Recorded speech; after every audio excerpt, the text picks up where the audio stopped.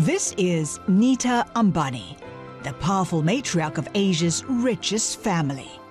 She's a key player in one of corporate India's biggest conglomerates, Reliance, and has a lead role in shaping its future under the next generation of Ambanis. She tells me about her big ambitions to raise India's profile on the world stage, harnessing culture and sport, and leading the nation's bid to host its first Olympic Games. When it comes to the future, she believes women and girls are key to unlocking India's success. I truly feel that the time for Indian women has come. But in a country still deeply divided by inequality, how does she answer critics of the Ambani's lavish displays of wealth?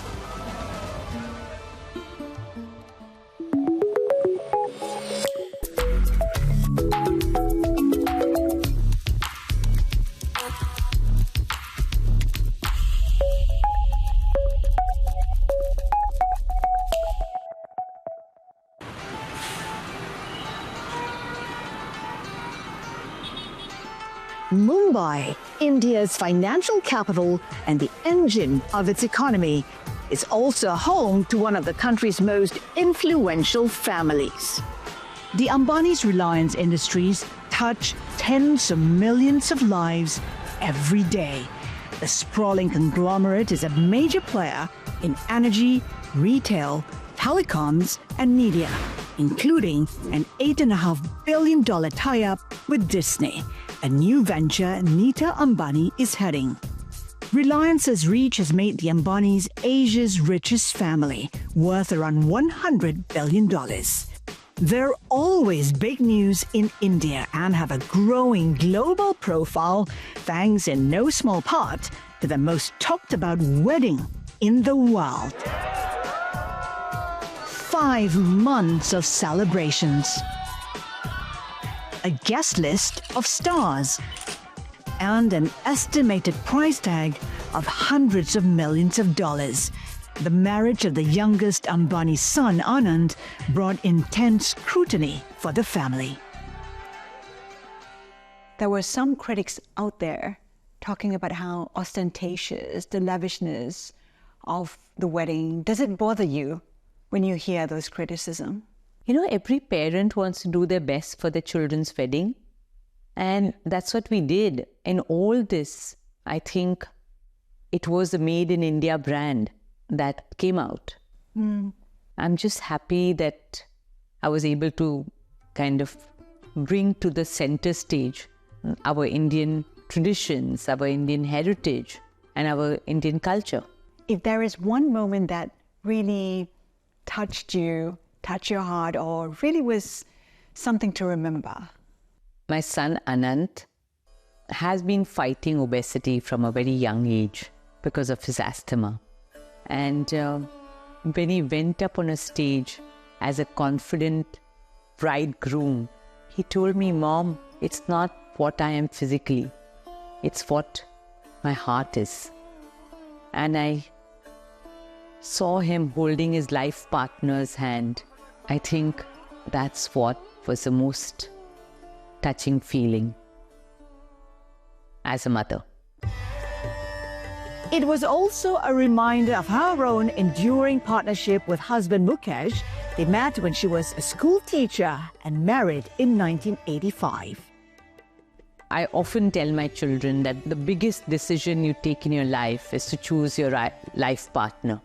And every day of my life, I feel so blessed because I'm married to my best friend. Mukesh has been my true supporter, the wind beneath my wings. He's my biggest inspiration. So I think to have married someone who supports you unconditionally the way Mukesh supports me is truly a blessing. With the Ambani's own children also taking bigger roles in the family business, the succession plan for the Ambani empire is taking shape. They have also been groomed to take over the family. How did you decide on who takes what? Was it based on the personality? How did you start thinking about it? Well, I didn't decide. They decided. What, I mean, were there discussions or? You know, my son Akash has been a tech bluff from the time he's a little child. And I think it just became so much a part of his life to be a part of Jio that led to the largest digital transformation story in India. My Isha is the most intuitive and sensitive girl. It's such a pleasure to, have a daughter who has the same belief system, the same values in life. And to see her as a woman leader today, as a part of Reliance Retail, really brings so much pride in you. And my youngest, Anant, he always was about saving the environment, protecting the wildlife. And now he's leading the green energy project of Reliance. And he runs the rescue and the rehabilitation center for animals in Jamnagar. So all of them are so passionate about what they do. Sometimes just have to watch them fly to their own dreams. You're a mentor, obviously, a matriarch. I'm just wondering what kind of inspiration that must be for the young women in the Ambani family. For me, it is very important. Their aspirations are fulfilled in life. So I often sit down with them and say, my schedules are flexible. Please tell me when do you want me to stay at home and babysit my babies. But please feel free if you have a pressing engagement at work. I will manage the home. I will manage the children. And this is the time for them to take the lead. Not that Nita Ambani is stepping back. Although no longer on the board of Reliance, she's heading up the company's new joint venture with Disney, a powerful rival to Netflix, Amazon and Sony in Asia's biggest entertainment market, with more than 100 TV channels, 50 million subscribers, and crucially, the rights to the biggest sport in India, cricket. We've seen the merger of Disney and Reliance, making it the biggest media company in India, $8.5 billion merger. How excited are you about that? So it's a new chapter, it's a new beginning, and I'm ready to take on new challenges and very excited. What opportunities do you see? With the streaming services, it could be an opportunity to bring, for instance, Bollywood to the world and vice versa. Yes, absolutely. I think we have to wait for this magic to happen as we kind of look at putting India also on the world map through this merger. Coming up, how Nita Ambani learned to love cricket. And helping to make India's Olympic ambition a reality. You can't ignore 1.4 million Indians' hopes and dreams. When Latitude returns.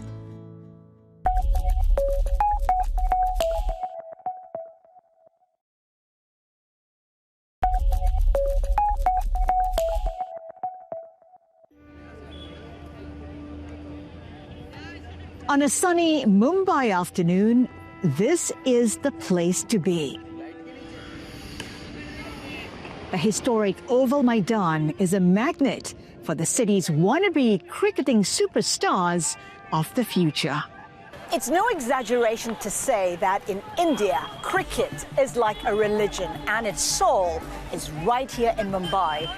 The Indian Premier League, with its Bollywood glamour and pacey format, has made cricket an international brand worth $12 billion. Nita Ambani has been at the heart of its transformation as the owner of the hugely successful Mumbai Indians franchise, even seeking advice from India's most revered player, Sachin Tendulkar. I fell in love with cricket. I started reading about cricket. I started talking to any cricketer that would have a conversation with you. with me.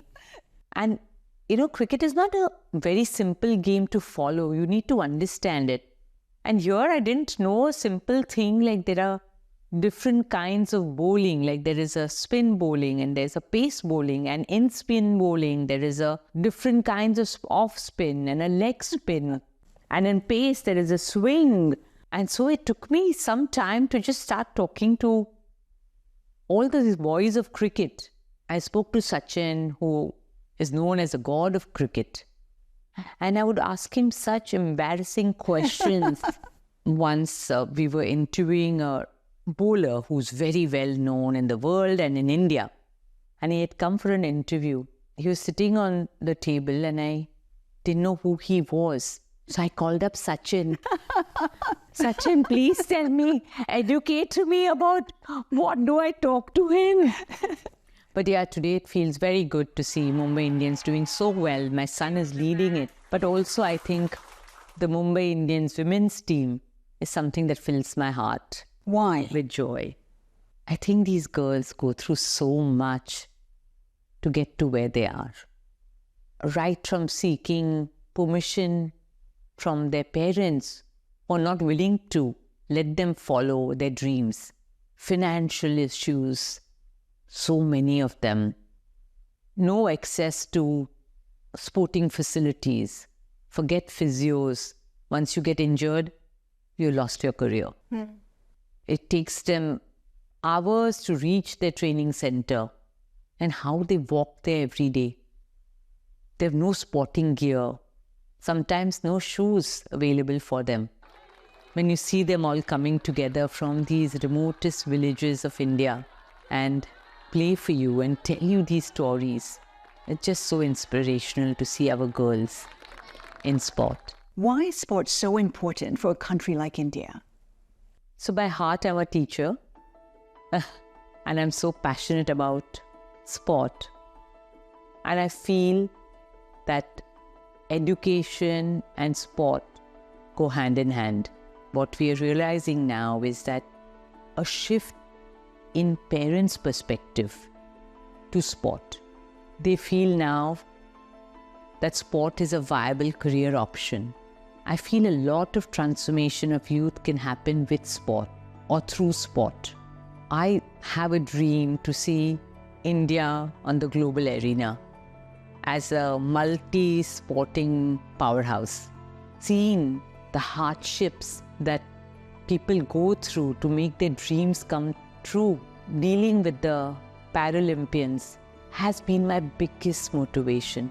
How these children cope with their special abilities and conquer the challenges and then come on the world stage are what actually movies should be made on.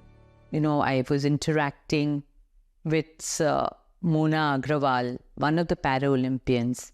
At the age of 9 months, she contracted polio and lost the use of both her limbs and faced so much stigma being a disabled daughter of her parents.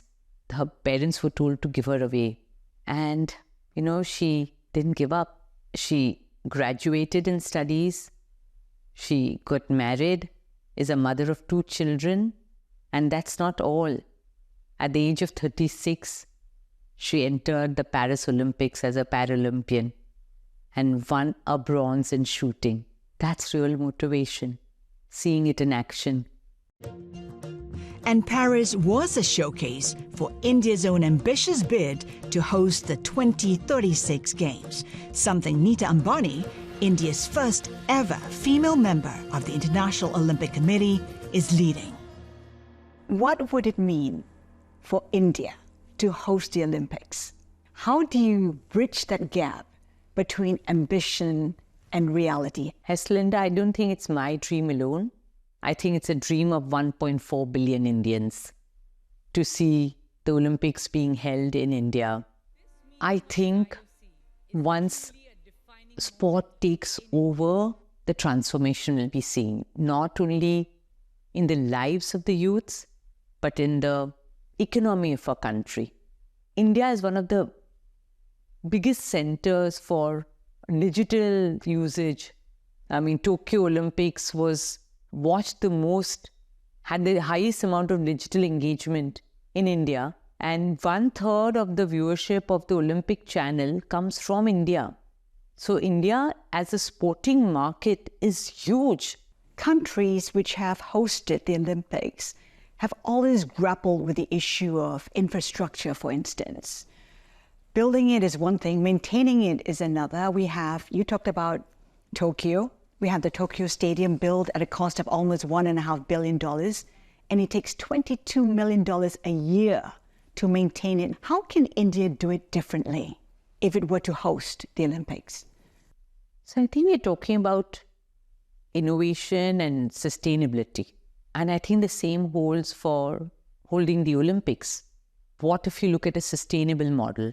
What if you look at refurbishing old stadiums, reusing what we have? How confident are you? I'm keeping my fingers crossed. But as I said, you can't ignore 1.4 billion Indians' hopes and dreams. Still ahead, celebrating centuries of culture and bringing box office hits to Mumbai, plus why Nita Ambani says this is the time for India's women. It's us women who are going to kind of transform India, and Indian women are going to redefine it. When Latitude returns.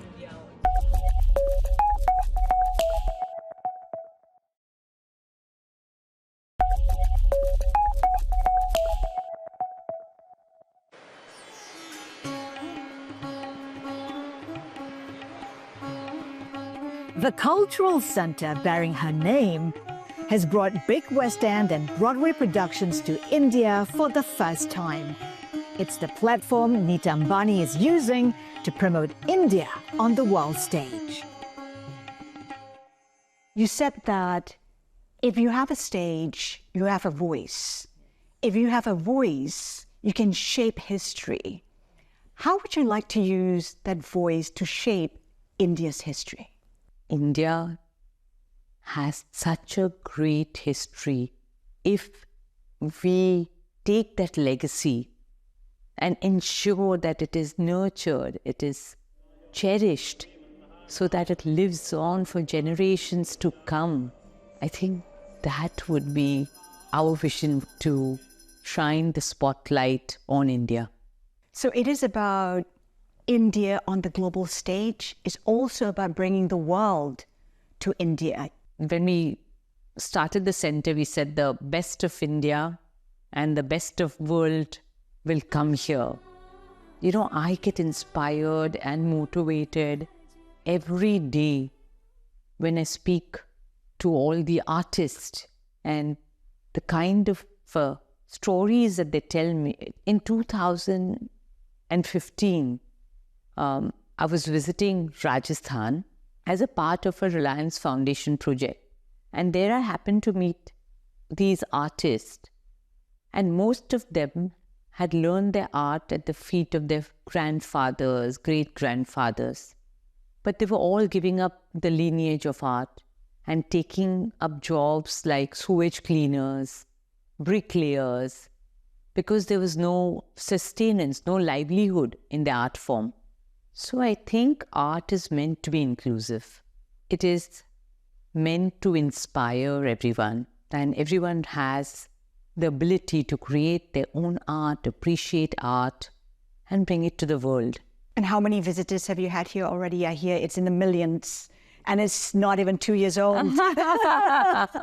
So I think it's going to be 2 years in March, and we've had 2 million visitors only at the cultural center, not counting the convention center. I never thought this would become so popular and, more than anything else, put India's culture on the global stage.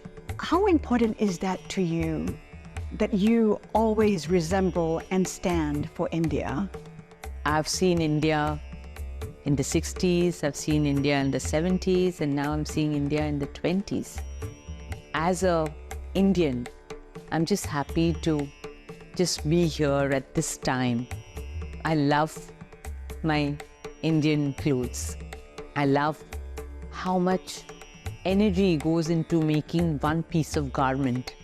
And for each Indian sari that I wear, I actually represent the Indian artisans who are working tirelessly to make that for us, to weave that for us. So I just sit here as a very proud Indian. It is a pride that extends to the achievements of India's women and girls and their future potential. Like those who study at an historic college in the shadow of the Ambani skyscraper home in Mumbai. Strong women have played a significant role in the Ambani family story. Now, Nita Ambani believes women like those here at Sophia College will redefine the India story. But Indian women still face significant obstacles. According to the World Economic Forum's Global Gender Gap Index, India ranks 129 out of 146 for gender parity. The International Labour Organization says only a third of Indian women are currently participating in the workforce. And sexual violence is widespread. In 2022, 31,000 cases of rape were reported. The conviction rate was just 27%. You talked about how this is India's time. It's a different India now than before. What makes it India's time? It's us women who are going to transform India, and Indian women are going to redefine it. I truly feel that the time for Indian women has come. They're not only breaking glass ceilings, but they are redefining, whether it is in sport, whether it's in medicine, whether it's in creative arts. They are everywhere. And I have so much positive energy that comes back to me when I'm talking to Indian women. And I just think at all these little girls and boys, I don't want to discriminate, who are now in school-going age. Imagine once education, sports, we empower them. What a difference they would make not only to India, but to the planet and the world. And the world needs it now than ever before. What legacy would you like to leave behind? Oh my God. You do so many things. You're passionate about every cause that you stand for. Well, I think legacy is not something you leave behind. Legacy is something you nurture, you preserve. And I think India has such a large legacy in itself. We are such a unique country. And if I can preserve some of this legacy and pass it around for the future generations, I think that probably would be the legacy I would like to see. How about within the family? Well, I have now not only my children, but my 4 precious grandchildren, to see them find their own spaces, but at the same time, do away with this disparity between girls and boys. My girls can do as much as my boys. My granddaughters can do as much as my grandsons. I think I want to be their biggest supporter and the biggest cheerleaders in all that they dream to do.